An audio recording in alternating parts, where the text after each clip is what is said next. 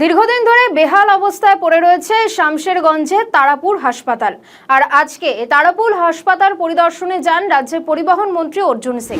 সেখানে গিয়ে সেখানকার আধিকারিকদের সঙ্গে কথা বলেন এবং ছিল প্রশাসনের কড়া নিরাপত্তা।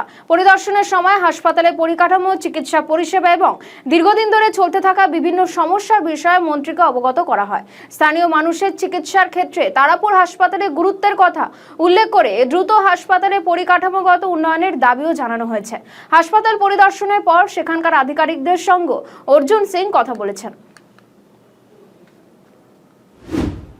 তো আসেনি, প্রথমে কথা আমি অবাক হয়ে গেছি কি আমরা কিছুদিন আগে একটা মিটিং করছিলাম, সেখানে প্রায় 56 কোটি টাকা পড়েছিল, এখানে রিপেয়ারিং, রিবিল্ডিং, রিপেয়ারিং পিএসআই হসপিটালগুলো ব্যাপারে।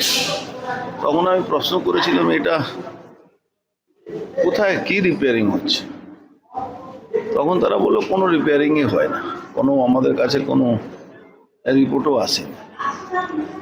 আজকে এখানে তারাপুর আমরা বিশেষ করে এসেছি, আমাদের এখানে বিড়ি শ্রমিকদের জন্য হসপিটাল তৈরি হয়েছিল। 10 বছর ধরে হসপিটালটা পুরো বন্ধ, ওই শুধু ওষুধ দেওয়া নেওয়া, সেটা তো কোনো ডিসপেন্সারিতেও দেওয়া না। অত বড় ইনফ্রাস্ট্রাকচার, ডক্টরদের থাকার জায়গা নেই, সবটাই ভেঙে পড়ছে। অথচ পয়সার কোনো অভাব নেই, কিন্তু বিগত সরকার যে ভুল নীতি, যে কাজগুলো করা উচিত ছিল, ইএসআই কেন্দ্র সরকারের প্রকল্প হলেও রাজ্য সরকারকে দেখাশোনা করে।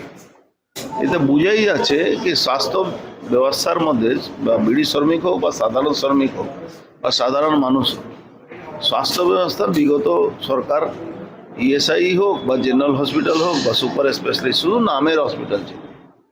আমরা এসছি, আমরা সব দেখে গেলাম। নিশ্চিতভাবে এই হসপিটালকে পুনর্জীবন দেওয়া আমরা